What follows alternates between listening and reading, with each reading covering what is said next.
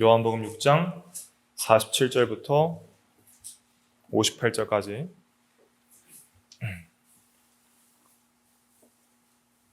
다 찾으셨으면 제가 봉독하도록 하겠습니다.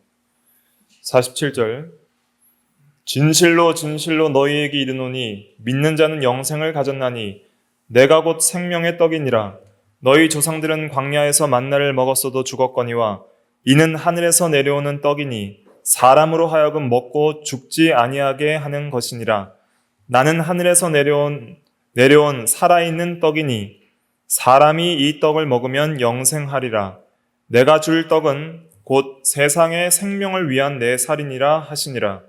그러므로 유대인들이 서로 다투어 이르되 이 사람이 어찌 능히 자기 살을 우리에게 주어 먹게 하겠느냐.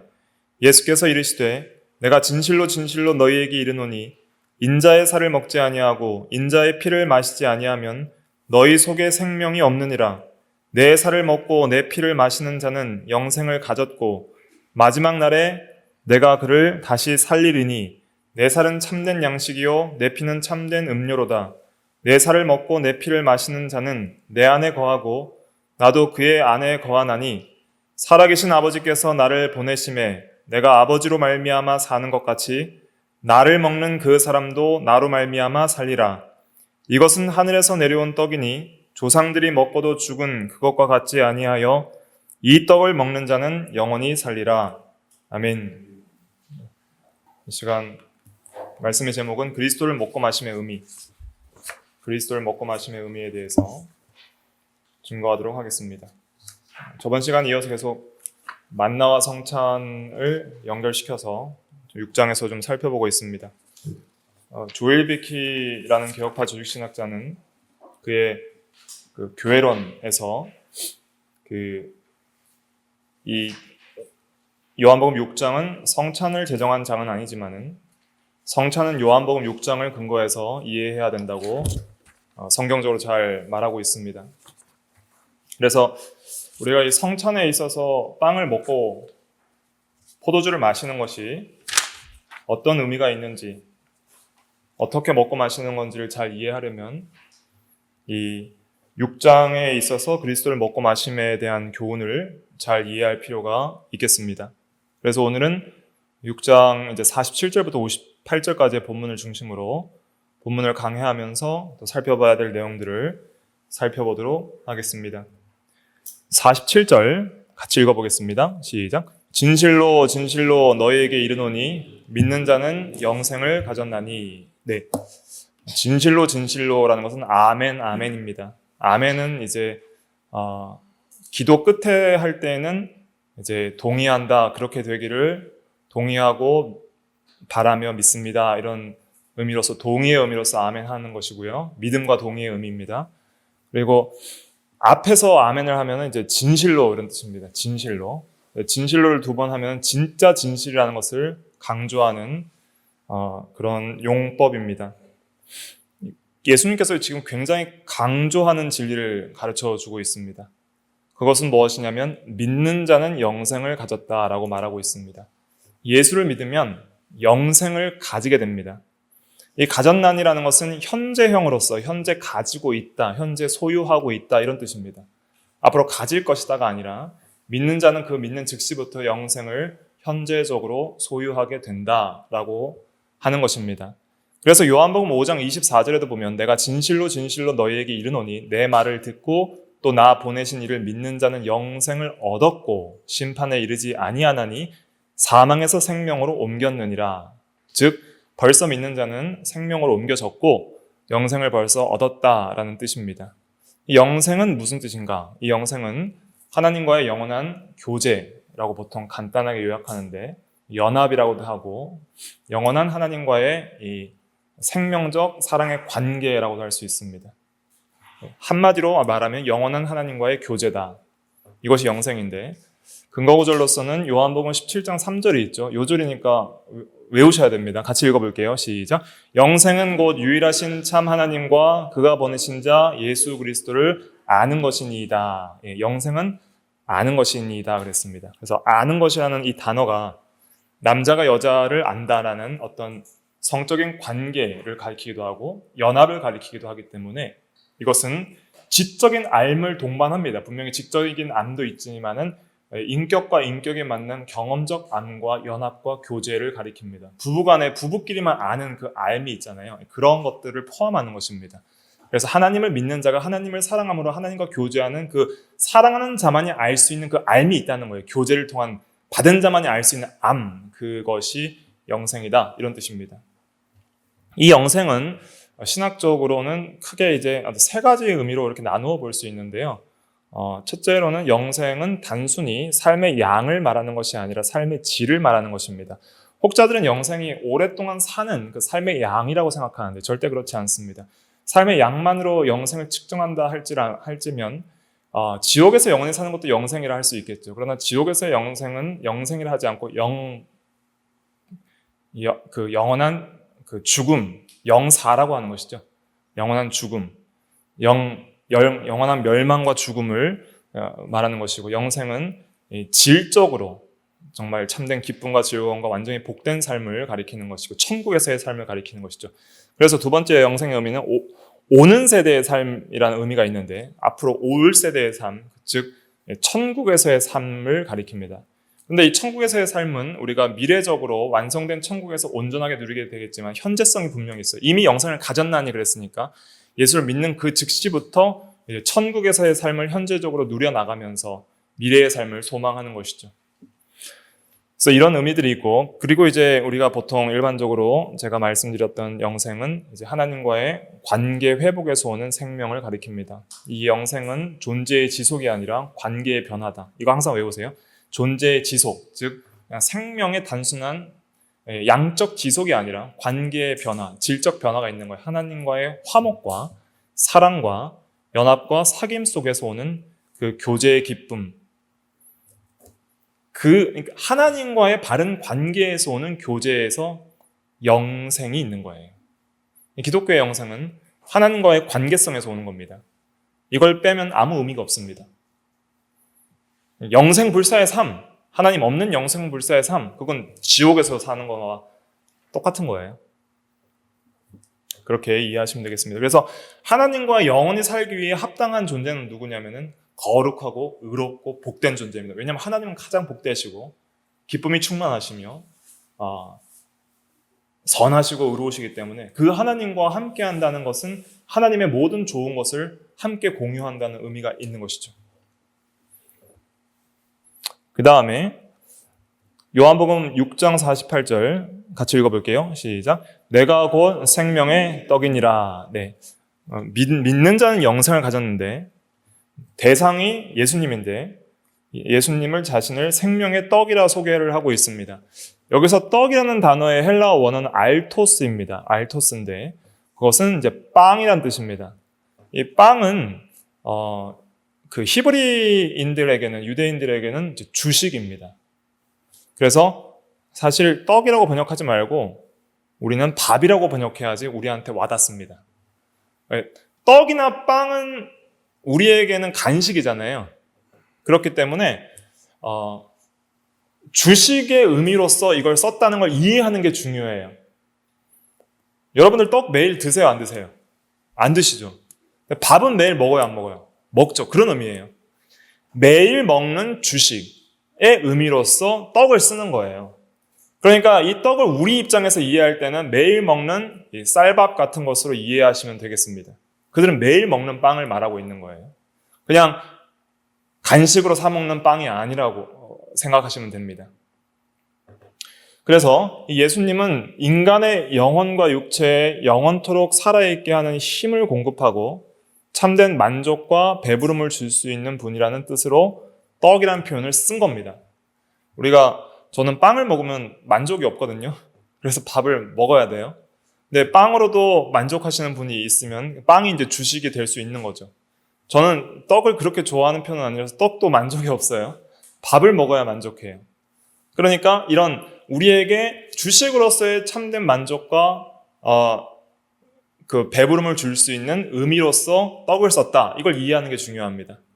그래서 아더 핑크는 훌륭한 개혁주의 신학자 중에 한 명인데 요한복음 강해를 그가 쓴 책에서는 이 용어 정리를 잘 해 주었습니다. 그럼 이제 이 빵, 즉 밥으로서의 이 주식의 의미는 어떤 의미인가 5가지로 좀 정리를 해봤는데, 첫째는 생존의 필수적인 음식이라는 것이죠. 주식으로서 없으면 살 수 없는 음식, 즉 간식이나 사치스러운 음식은 아니라는 것입니다. 우리가 꼭 뭐 먹지 않아도 되는 여러 간식들이 있지만 꼭 반드시 먹어야 되는 주식이 있잖아요. 건강하고 매일 먹을 수 있고 한 주식. 그 주식의 의미가 떡이다. 그 다음에 모든 사람의 구미에 맞는 음식. 밥을 싫어하는 한국인은 거의 없잖아요. 다 좋아해요. 그것처럼 모든 사람들이 다 좋아하는 음식일 동시에 매일 먹는 음식이고 질리지 않는 음식이다. 매일 아침, 점심, 저녁 밥을 먹어도 우리는 질리지 않습니다. 다른 음식, 반찬은 질려서 반찬은 바꾸지만은 그러니까 밥을 바꾸진 않잖아요. 그죠? 그러니까 밥은 매일 먹는, 질리지 않는, 항상 먹어도 만족한 음식이다. 이런 뜻이죠. 그 다음에 요리된 음식으로서 빵을 만들 때는 곡식이 베어지고 키질을 하고 빻고 그 다음에 반죽을 해서 뜨거운 불에 구워져서 우리에게 가장 만족스러운 음식으로 나오듯이 그리스도께서도 육신을 취하시고 그 다음에 그 몸이 찢기시고 피를 흘리시고 십자가 형벌을 통해서 하나님의 진노의 심판을 받으셔서 마치 불에 구워진 것처럼 그런 형벌을 받으셔서 우리에게 영생을 주시는 생명의 빵이 되신 거예요. 그럼으로써 예수는 우리의 영육 전체에 영생을 주시는 생명의 빵이 되시는 것이다. 일반적인 물질적인 밥이 우리의 육체의 생명을 유지시키듯이 예수님은 우리에게 영생을 주시는 생명의 빵이요 떡이요 밥이다. 이것을 가르쳐 주시기 위해서 내가 곧 생명의 떡이니라 라는 간단한 진리를 말씀해 주신 것입니다. 그 다음에 4페이지로 넘어가겠습니다.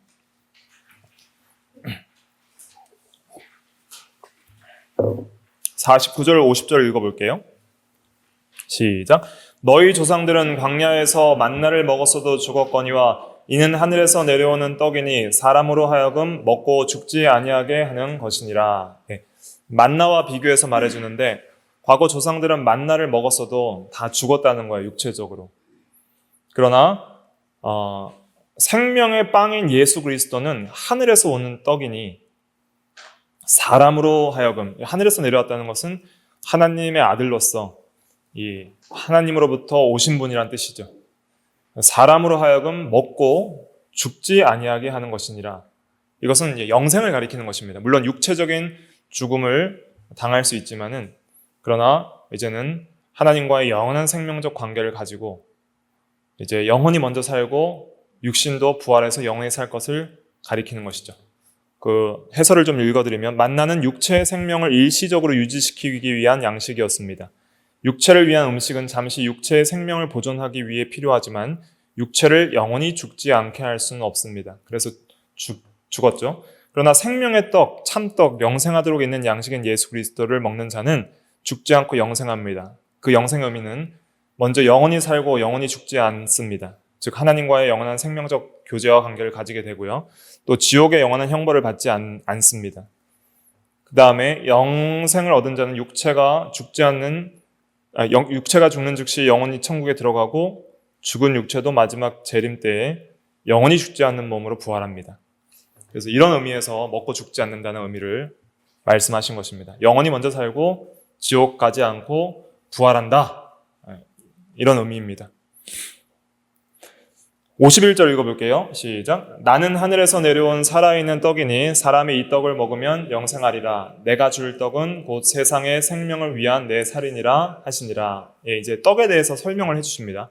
계속 떡떡할 때는 이제 빵, 주식, 밥 이렇게 해석하시면 됩니다. 나는 하늘에서 내려온 살아있는 떡이니 사람이 이 떡을 먹으면 영생하리라. 내가 줄 떡은 무엇이냐면 이게 중요합니다. 곧 세상의 생명을 위한 내 살이니라. 이 의미에서 십자가의 죽음을 암시해 주신 것입니다.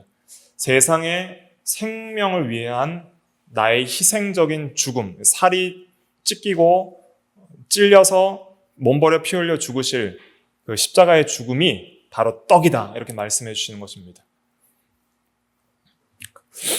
그 다음에 그럼 믿는 것은 무엇이냐?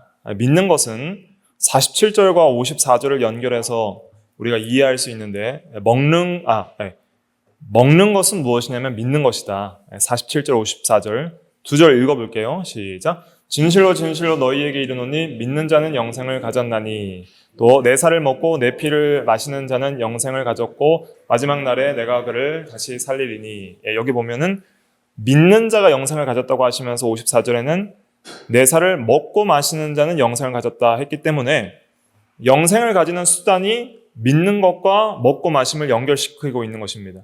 그러니까 믿는 것은 먹고 마시는 거예요. 그래서 먹는 행위 속에 이제 그 믿음을 이제 표현한 것이죠. 그래서 먹듯이 믿으라 이렇게 표현한 것입니다. 먹듯이 믿으라. 먹듯이 믿으라는 의미가 무엇인가를 이제 살펴보고요. 근데 여기서는 좀 우리가 한 가지 짚고 넘어가야 될 것은 먹는 행위 속에는 공로가 되는 것은 아무것도 없습니다. 믿음은 공로가 될 수 없어요. 왜냐하면 믿음 자체에는 그 살아있게 하는 영생의 능력이 들어있지 않습니다. 자, 우리가 믿음이라는 것을 먹는다고 생각해 보세요. 그러면 그냥 입만 뻐끔뻐끔 하고 있으면 뭐 음식이 막 들어와서 생명이 돌아요, 안 돌아요? 안 돌죠. 공기만 먹는다고 내가 막 힘을 얻는 게 아니잖아요. 진짜 음식이 들어와야지 힘을 얻죠. 내 먹는 행위만 한다고 이렇게 뻐끔뻐끔 하고 있다고 내가 힘을 얻는 것은 아닙니다. 뭔가 음식이 들어와야 돼요. 그러니까 생명은 음식 안에 있는 거죠. 떡 안에 있는 거죠. 그것을 이제 먹을 때에 그 믿음의 대상인 떡이 나에게 생명을 주는 것입니다. 그래서 우리가 믿음도 하나님의 은혜인데 그 믿음 자체에는 어떤 공로나 또 어떤 영생의 능력이 있지 않습니다. 살아있게 하는 힘, 생명은 먹는 음식, 믿음의 대상인 그 떡에 있는 것이죠. 그 떡을 이제 빵을 먹는 게 중요한데 그 왜 예수님은 자신을 믿으라고만 하지 않고 먹으라고 하셨을까요? 먹듯이 믿으라고 하는 것인데 그럼 어떻게 먹느냐? 믿는 방법을 가르쳐 주신 것입니다. 그래서 한번 이건 이제 아더핑크가 그의 강해서에서 요약을 한 것이 은혜가 돼서 제가 이제 좀 편집을 해서 가져왔는데 먼저 누가 먹죠? 첫 번째, 배가 고파야 먹어요. 배가 고파야. 배가 고프고 목이 말라야 한다. 먼저 이 그리스도에 줄이고 목이 말라야 됩니다. 아무리 좋은 음식이 있어도 배가 안 고프면 먹질 않아요. 그러니까 의에 줄이고 목마른 자가 돼야 되고요. 심령이 가난한 자가 돼야 돼요. 그리스도에 줄이고 목마른 자가 되는 것이 첫 번째입니다. 이 굶주림이라는 것은 이제 읽어드릴게요. 굶주림이라는 결핍인데 결핍은 아주 뚜렷하여 격심하게 느껴지는 것입니다. 정말 사람이 못 먹어가지고 배가 고파 보면 그 느낌을 알잖아요, 우리가. 정말 먹을 것이 없어서 저도 과거에 등산을 하다가 친구들이랑 등산을 하다가 뭐 먹을 걸 안 챙겨갔어요. 근데 하루 종일 산을 타고 뭐 안 먹고 나니까 너무 배가 고픈 거예요. 그래가지고 돈 있는 거 서로 털어가지고 건빵을 하나 사 먹었는데 그게 그렇게 맛있었어요. 그러니까 배가 고프니까 평소에는 먹지 않던 그 밋밋한 건빵이 그렇게 맛이 있게 느껴지는 것이죠. 그래서 사람이 이렇게 배가 고프면은 그는 아무 질문도 의의도 제기하지 않고 아무런 쓸데없는 말도 하지 않고 다만 자기 앞에 제공되는 음식을 기꺼이 그리고 신속하게 먹어버립니다. 영적인 일에도 마찬가지죠. 죄인이 일단 자기의 영적인 굶주린 상태를 자각하고 의식하며 자신의 영적 결핍을 진정으로 의식하고 그리고 그리스도가 없이는 그가 영원히 멸망하리라는 사실을 일단 깨닫기만 하면 그 전에 어떤 지적인 어려움이 그를 괴롭혀 왔다 할지라도 또한 그가 과거에 얼마나 많이 지체하고 믿기를 지체했다 할지라도 그는 즉시로 그리고 기꺼이 그리스도를 영접하게 될 것입니다. 그러니까 그리스도가 없으면 나는 죽습니다 하는 그런 간절함과 절박함이 필요하다는 것이죠. 우리 성도들은 너무 예수님의 말씀을 많이 듣다 보니까 이제는 질려버린 상태가 될 수도 있습니다. 과거에 이스라엘 백성들도 만나 처음 먹을 땐 이것이 무엇이냐 하면서 너무 좋다고 꿀 섞은 과자 맛이라고 하다가 나중에는 기름 섞은 좀 질리는 과자 맛이라고 하더니 나중에는 이 질리는 음식을 내가 먹기 싫고 애굽의 양파와 부추와 마늘과 고기가 먹고 싶다 하면서 돌아가자 그랬거든요. 우리 성도님들도 우리가 신앙생활을 오래 할수록 그리스도가 질려서는 안 되죠. 그것은 이미 영적으로 교만해지기 시작했다는 증거이고, 정말 그리스도가 없으면 나는 영원한 멸망을 당할 수밖에 없는 죄인이라는 겸손한 그 심령과 가난한 심령을 잃어버렸다는 뜻이라 할 수가 있겠습니다. 그래서 우리는 매일 영생하도록 있는 양식을 먹어야 됩니다. 매일 그리스도를 사모하고 그리스도를 먹고 마시고 그리스도를 통해서 은혜를 받기를 간절히 사모해야 되죠. 우리가 은혜를 받지 못하는 이유는 이 간절함이 없기 때문에, 이 간절함이 배고픔인 거예요. 배고픔. 뭔가 이 간절함이 있어야 돼요. 간절히 사모하는 마음, 은혜를 사모하는 그 겸손한 심령에서 오는 거거든요. 이건 겸손. 자기 의에 절망하고 자기 행위에 절망하고 자기의 죄악을 깨닫고 이 겸손히 그리스도만을 의지하는 그 심령에서 배고픔이 오는 것입니다. 그럼 이제 배고픔이 있는 게 제일 첫 번째 중요하고요. 배고픔이 있는 사람은 소망이 있는 거예요. 그래서 천국은 어린아이와 같은 자들이 들어간다고 하신 것은 겸손한 심령을 또 의미하는 것입니다. 두 번째, 4페이지 마지막에 음식이 있는 곳에 가서 음식을 집어야 됩니다. 음식을 집는다는 것은 그리스도를 붙잡는 것인데 그것은 말씀을 붙잡는 것이다. 이렇게 이해할 수 있습니다. 그리스도에 대한 복음 진리를 붙잡는 겁니다. 마음으로. 이것만이 생명이다 하고 붙잡는 거예요. 5페이지 넘어가셔서. 우리가 그리스도를 붙잡아야 할 이유들이 있습니다. 왜 붙잡아야 되는가? 첫째, 영생을 얻기 위해. 그 다음, 죄를 이길 힘을 얻기 위해. 또 시험과 고난을 극복할 위로와 능력을 얻기 위해. 위로와 능력이 필요해요. 또 사망의 두려움을 이길 용기도 필요해요. 또 거룩한 삶을 살아갈 수 있는 은혜와 힘도 필요해요. 죄와 싸우다 지쳐서 의에 줄이고 목마른 심령, 시험과 고난에 절망해서 위로와 능력이 필요한 심령, 좀 거룩한 삶, 또 사망의 두려움을 이길, 세상을 이길 용기가 필요한 그런 심령, 그런 간절한 심령, 배고픈 심령이 돼서 그리스도를 붙들어야 됩니다. 그의 진리를 붙드는 거예요. 그 진리를 붙들 때 진리 안에서 진짜 그리스도께서 함께 해주시는 은혜가 있습니다. 그리스도께서 영으로 우리와 믿는 자에게 함께 해주시는 은혜가 있는 것이죠. 그래서 말씀이 있는 자리에 나아가서 말씀을 붙들어야 돼요. 말씀을 읽는 자리, 듣는 자리에 나가야 됩니다. 기도하는 자리에 나가야 돼요. 은혜의 수단에 적극적으로 참여해야 됩니다. 말씀, 기도, 성례에 적극적으로 참여하고 주 예수 그리스도는 자신의 생명의 빵으로 항상 공급해 주십니다. 문제는 뭐냐면 매일 공급해 주시는 주식을 우리가 안 먹는 거예요. 만나는 매일 내렸어요. 매일 만나가 이스라엘 백성들에게 내렸다는 뜻은 매일 먹어야 된다는 뜻입니다. 그리스도를 먹고 마셔야 하는 것도 만나와 성찬을 연결시키면서 성찬식 때만 먹으라는 뜻이 아니라 성찬식 때는 너무 못 먹으니까 특식으로 먹으라는 뜻이고 매일 먹으라는 의미로서 먹고 마시라는 말씀을 해주시는 거예요. 그러니까 문제는 뭐냐면 우리가 안 먹는 것이죠. 질려서 안 먹는 것이죠. 또 그 자리에 가서 먹으려 하지 않기 때문에 안 먹는 것입니다. 그래서 우리가 음식이 있는 곳에 가서 음식을 붙잡아야 된다. 그리스도의 말씀과 진리를 붙들어야 된다. 기도의 자리에 나아가야 된다. 이것을 매일 해야 된다. 즉 매일 해야 된다는 것을 우리가 잊지 말아야 됩니다. 그 다음에 세 번째는 내가 먹어야 됩니다. 먹는 것이라는 것은 자기의 것으로 삼아야 하는 행위를 암시합니다.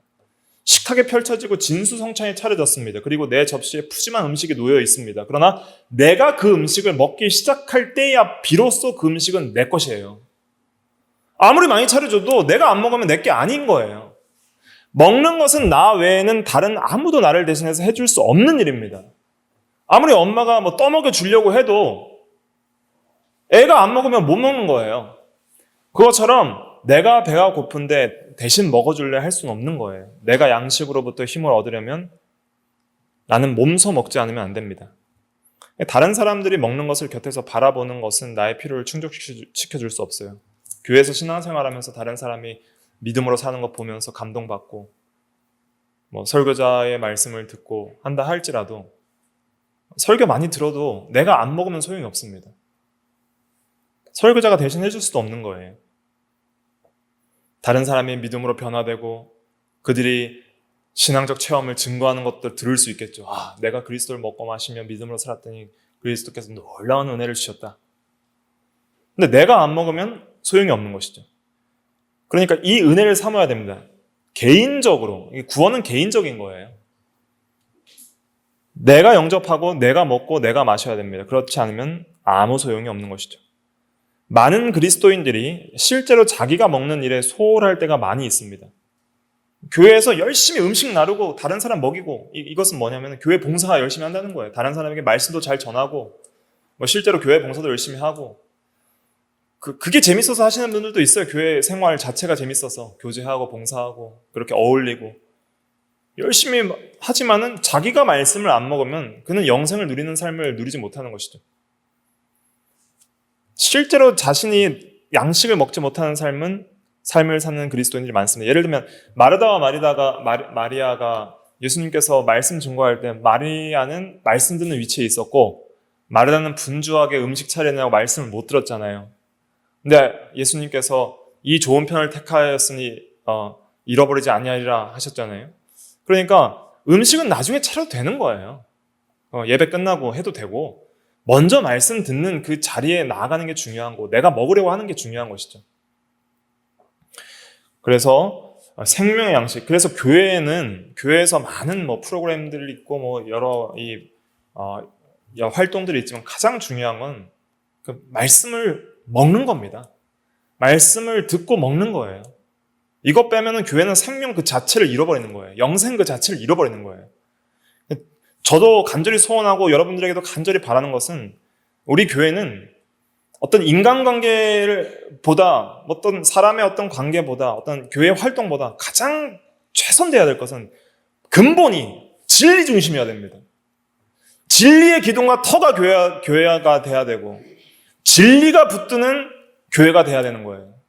같은 신앙 고백 안에서 말씀이 역사하고 말씀 때문에 우리가 그리스도의 지체로서 연합되고 말씀을 말미암아 우리가 힘을 얻고 말씀으로 일을 하고 말씀으로 사랑하고 진리 빼고 하는 모든 것은 다 생명력을 잃어버리는 껍데기만 남는 교회가 되는 거예요. 우리가 비록 많지 않은 수라 하지만 우리가 진리의 기둥과 터로서의 교회를 유지한다면 그것은 살아있는 교회, 영생하도록 남아있는 일을 하는 교회, 영생의 양식을 먹는 교회가 될 수 있는 것입니다. 그 다음에 내가 먹어야 되고 그 다음에 먹은 다음에 어떻게 해야 돼요? 씹고 소화를 시켜야 돼요. 뱉어버리거나 토해버리면 소용이 없어요. 우리가 받은 바 말씀들을 흘러 떠내려 보내면 안 됩니다. 듣고 흘러 떠내려 보낸다고 그랬어요. 히브리서 2장에 보면. 믿음과 연합시키지 않기 때문에 그 말씀이 소용이 없다 그랬어요. 그러면 우리가 이제 그걸 씹고 소화시켜야 되는데 단순히 말씀을 지식적으로 들어서 외우는 데까지만 그쳐서는 안 됩니다. 그러니까 많은 사람들이 말씀을 오래 들으면 자동 반사적으로 말씀의 의미를 외워서 기억할 수 있어요. 근데 이 소화가 안 되고 자기의 생명을 안 살면 질려요. 그게 말씀이. 말씀 많이 들어서 전에 들었던 말씀 수십 번 듣던 말씀 또 하네? 질려버리는 거예요. 근데 이 말씀을 깨닫고 소화시키면 들으면 들을수록 그것이 더 새로워져요.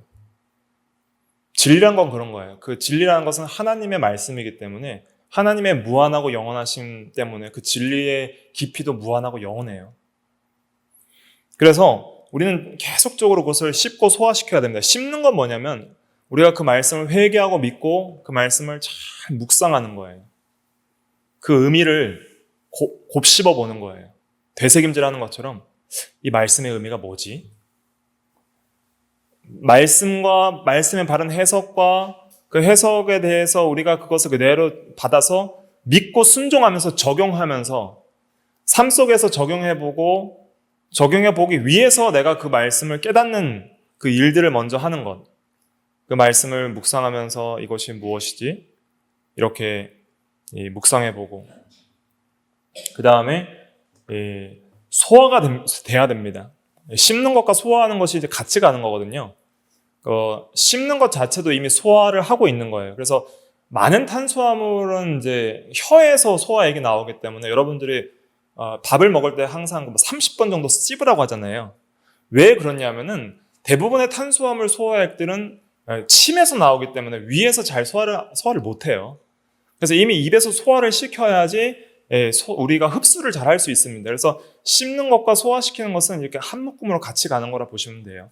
그래서 우리가 말씀을 잘 묵상을 하고 그 성령의 조명과 기도로서 그 말씀이 좀 이렇게 깨달아지는 것. 소화가 된다는 것은 쉽게 말하면 말씀에 대한 깨달음과 이해, 그 말씀에 붙들리는 것. 그러니까 깨달아지면 그 말씀을 붙들게 되어 있어요. 그 씨 뿌리는 비유에서도 보면 예수님께서 그 길가에 뿌린 씨나 또 돌밭에 뿌린 씨, 가시밭에 뿌린 씨, 좋은 밭에 뿌린 씨 말하면서 맨 마지막에 그 마태복음 13장에 뭐라고 하느냐, 이것들을 다 너희가 깨닫느냐 이렇게 말하거든요. 예수님께서 깨닫는 게 중요하다는 거예요. 좋은 밭에 떨어져서 소화하는 것은 깨닫는, 진리를 깨닫는 것이 그것이 소화를 잘한 것이다 말씀을 해주시거든요. 그래서 이 깨달음이라는 것이 이 믿음에 있어서 정말 중요한 지적 요소예요. 우리가 이제 먹듯이 믿으라 그러는데 이게 먹듯이 믿을 때에 그 믿음에 있어서 그게 소화가 될 때 이제 이 진리를 깨닫는 지식이 생기는 거예요. 진리를 깨닫는 지식. 그리고 그 지식에 내가 붙들리는 감정적인 사랑하는 마음과 지식적 깨달음과 감정적 사랑, 진리를 사랑하는 마음들이 여기서 생기는 거예요. 이럴 때 진짜 사람이 믿음이 생기는 겁니다. 이거 없이 계속 듣고만 있다고 믿음이 생기는 건 아니에요. 듣고 떠내려가면 그건 자기 진리가 아닌 것이죠. 그래서 우리가 진리에 있어서도 이게 무엇입니까? 이렇게 물어보면은 내가 뭔가 말을 할 수가 있어야 돼요. 영생이란 것도 그런 거예요. 영생이 무엇이냐 그러면 영생은 하나님과 영원한 교제입니다. 외웠어요. 외우는 걸로만 안 되죠. 그걸 경험해야 되는 것이죠. 진리는 경험되는 겁니다. 하나님의 말씀은 인격적인 말씀이기 때문에 그 말씀을 믿는 자에게 경험돼요. 아, 진짜 하나님이 나와 함께 하시는구나. 하나님이 나를 사랑하시는구나. 하나님이 나에게 생명이 되시고 나에게 은혜를 주시고 나에게 영생을 주시는구나. 그것이 믿는 자 안에서 경험되고 느껴지는 것. 그게 진짜 깨달음인 것이죠. 그래서 이 말씀을 하시고 6장에서 이 말씀이 어렵도다. 자, 그 60절 읽어볼게요. 6장 60절. 6장 60절 읽을게요. 시작. 제자 중 여럿이 듣고 말하되 이 말씀은 어렵도다. 누가 들을 수 있느냐 한데 이게 못 깨닫는 거예요. 말은 했는데 이해가 안 되는 거예요. 그러니까 예수님께서 63절 살리는 것은 영이니 육은 무익하니라. 살리는 것은 성령의 역사로 진리를 적용함인데 육신적인 떡만 먹으려고 나를 쫓는 너희들 육신적 떡 먹는 걸로 영생 못 얻는다. 생명의 떡인 나를 성령의 능력으로 믿음으로 먹어야지 산다. 내가 너희에게 이런 말은 영적인 것이고 생명이다. 이렇게 말을 하니까 66절 읽어볼게요. 시작. 그때부터 그의 제자 중에서 많은 사람이 떠나가고 다시 그와 함께 다니지 아니하더라. 이게 뭐냐면 이제 이해가 안 되니까 그냥 떠나버리는 거예요. 그때 67절에 예수께서 12 제자에게 이르시되 너희도 가려느냐 하니까 시몬 베드로가 대답하되 주여 영생의 말씀이 주께 있사오니 우리가 누구에게로 가오리이까? 우리가 주는 하나님의 거룩하신 자인 줄 믿고 알았사옵나이다. 이것이 이제 깨달은 것이죠. 영생의 말씀이 주께 있고 주는 하나님의 거룩하신 그리스도임을 우리가 믿고 알았습니다. 그래서 영생의 떡을 우리는 따라갑니다. 이게 이제 씹고 소화시킨 겁니다.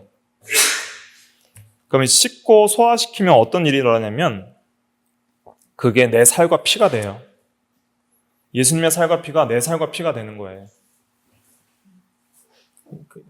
예수님이 내 안에 계시고 내가 예수님 안에 계셔서 주님으로 말미암아 생명과 힘과 기쁨과 능력을 얻게 돼요. 은혜 받은 사람에게만 나타나는 그 역사가 있습니다.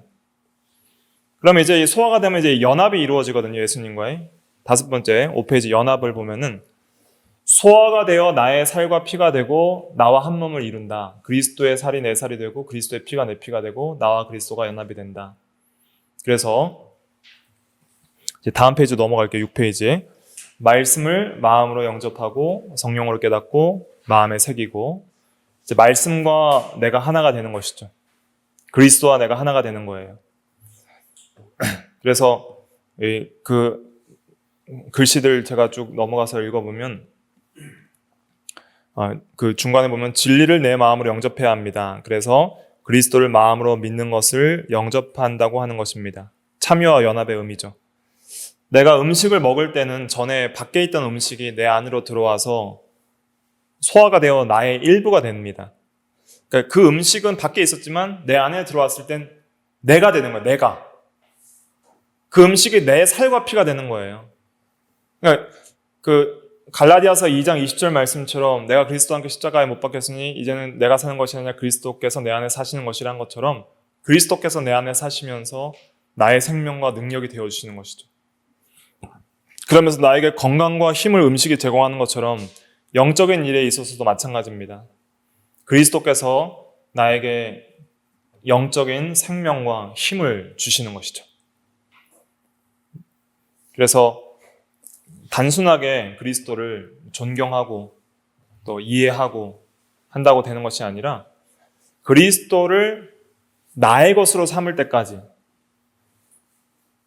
우리가 그를 믿고 그와 연합을 경험하기 위해서 그를 영접하는 것이 중요합니다.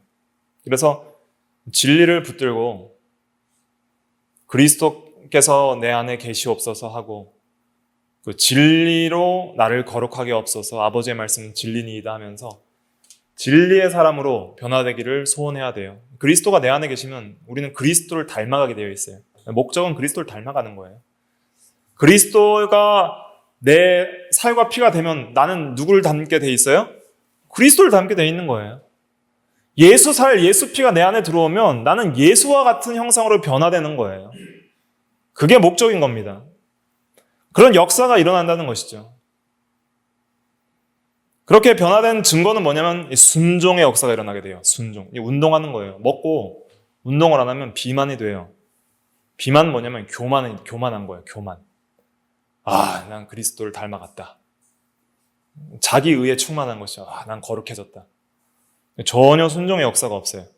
그것은 진짜 닮아간 것이라 할 수가 없습니다. 말씀만 듣고 깨달음, 어떤 지적인 깨달음의 그 유의에 빠져가지고 어떤 생명력 있는 역사와 순종의 역사를 하지 않는 것은 우리가 믿음은 있지만 교만한 대로 나아간다 할 수가 있겠습니다.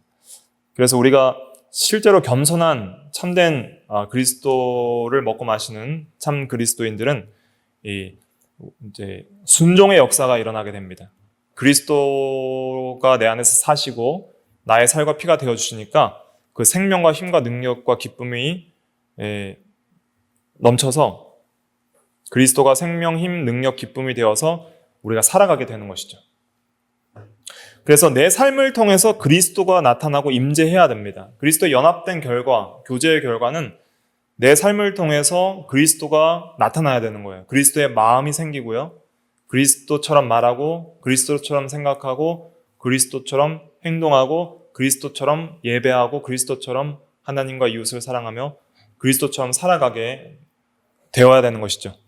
먹고 운동하지 않으면 비만이 되듯이 말씀을 많이 듣고 행하지 않으면 지식으로만 교만하게 됩니다. 그래서 고린도전서 8장에 보면 지식은 교만하게 하고 사랑은 덕을 세운다 그랬잖아요.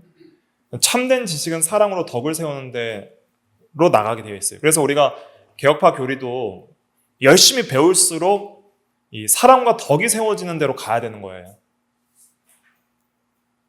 교만하여서 남을 판단하기만 해서는 안 됩니다. 물론 잘못된 진리들을 우리가 비판적으로 바라볼 수 있는 분별력을 가지는 건 중요하지만 자기 교만에 빠져서 아집을 가지고 가는 것은 잘못된 것이죠. 그러면 말씀을 들어도 다 아는 말씀이라 생각하고 식상하게 여기고 말씀에 대한 간절한 배고픔, 사모함이 없어집니다. 지식으로 남을 판단하고 정죄하지만 그러나 정작 자신은 그 말씀대로 전혀 행하지 않습니다. 그리스도와 그의 말씀과 연합한 성도는 예수의 흔적을 지니고 있고 그리스도가 읽혀지는 편지가 됩니다. 그리스도의 편지가 되고요. 또 그리스도가 읽혀지는 그런 어떤 보이는 흔적들이 있는 것이죠. 그래서 다음 페이지 넘어가면 갈라디아서 6장 17절에 보면 바울은 내가 내 몸에 예수의 흔적을 지니고 있노라 그랬거든요. 그 예수의 흔적이 보면 각주 6번에 보시면 스티그마라는 단어인데 표시라는 뜻이에요. 표시. 그러니까 예수의 흔적이 있다는 것은 주를 위한 고난과 충성된 종이란 표시예요. 주를 위해 고난받은 표시, 충성된 종으로서 순종한 표시를 흔적이라고 표현하는 거예요. 그러니까 예수 잘 믿고 순종하는 사람은 그 흔적이 항상 있어요. 삶의 흔적들이 있어요. 본받을 만한 것들이 있는 것이죠. 그 다음에 고린도후서 3장 3절에도 보면은 너희는 우리로 말미암아 나타난 그리스도의 편지라 한 것은 이거는 읽혀진다는 거예요. 그리스도가 그 사람을 통해서 읽혀지는 거예요. 그 사람을 보면 그리스도가 읽혀져요. 그리스도가 보이는 것이죠. 그렇게 나아가는 것이 중요하다. 예수님이 원하시는 건 이런 삶이에요. 예수 닮은 삶. 그것을 위해서 살과 피를 먹고 영생을 얻고 주님을 닮아가라 하시는 것이죠. 그 다음에 이제 마지막으로 이것만 살펴보겠습니다. 그리스도를 먹는 것은 실제적이다. 먹는 게 있다. 그래서 그리스도를 먹고 마신다는 것은 성찬을 포함하여 말씀을 먹고 마신다는 것도 의미하는데, 이건 이제 신비가 있습니다. 신비라고 해서 전혀 알 수 없다는 의미가 아니라 지식적으로 알고 언어로 설명될 수 있는 것이 아니지만은 경험적으로 알 수 있다는 의미입니다. 그래서 이제 먹는다는 표현을 쓰는데, 먹는다는 것은 지식적으로 알 수 있는 것이 아니라 경험으로 알 수 있습니다. 마치 사과가 달다, 귤이 달다, 레몬이 시다, 귤이 시다는 것은 외적인 지식으로 전달을 할 수가 없고 먹어봐야 알 수 있듯이 그리스도도 먹어봐야 알 수 있고 실제적으로 먹는 게 있죠. 먹어서 알 수 있는, 그러니까 먹은 사람만 알 수 있는 그 경험이 있어요. 그래서 먹었는데 맛이 어떻고, 저는 이제 어떤 보신탕 이런 건 잘 안 먹었는데 보신탕 먹으면 몸이 막 이렇게 좀 좋아진다는 느낌이 든다 그래서 어르신들이 좀 먹으라 할 때 몇 번 먹은 적이 있는데요. 먹어보니까 저는 막 몸이 그렇게까지 막 좋아지는 느낌은 잘은 모르겠던데, 그래도 좀 건강해진다는 느낌은 좀 들긴 했었습니다. 그것처럼 이게 몸이 좀 이렇게 좋아지는 느낌이 들고 건강해지는 느낌이 듭니다. 이거는 어떻게 알 수 있죠? 먹어봐야 알 수 있는 거예요. 그것처럼 예수님을 먹어서 내가 예수님을 닮아가는 느낌이 들고 막 은혜로 말미암아 죄를 이길 수 있는 그런 힘이 있고 막 위로와 용기를 받고, 이런 거는 먹어봐야 아는 거예요. 먹어봐야. 그것처럼 먹어봐야 알 수 있는 실제적인 그 은혜의 역사가 있다. 이게 중요한 겁니다. 그래서 성령께서는 말씀과 성찬을 통하여 그리스도에 대한 믿음을 일으키고 강화시키는데, 강화시켜서 그리스도와 연합시켜 주십니다. 그때 우리의 영혼은 천상에 계신 그리스도께 성령으로 들려 올려 연합되어 그리스도로부터 생명과 능력을 얻습니다. 칼빈의 어떤 그런 해석을 참고한 겁니다. 그래서 특별히 많은 진리와 연합할수록 실제적 연합이 깊어집니다. 진리를 많이 깨닫고 연합할수록 그리스도와 연합이 깊어지죠. 또 진리 안에서 성령을 따라 그리스도 안에서 하나님을 향해 기도할 때 실제적 연합이 더욱 깊어집니다. 관계가 깊어지고 실제적으로 그리스도를 알고 교제하고 생명과 능력을 받습니다. 마치 부부가 서로 대화를 많이 하고 사귐이 깊어질 때 서로를 더욱 잘 알고 닮아가는 것과 같이 우리도 그리스도를 닮아가고 실제로 그렇게 연합되는 것들, 힘을 얻는 것들이 있다는 것이죠. 그래서 그리스도는 매일 먹어야 될 생명의 양식이다. 이걸 잊지 마십시오. 그리고 우리가 매일 먹을 수 있도록 그렇게 힘을 써야 되겠습니다. 잠깐 기도하겠습니다.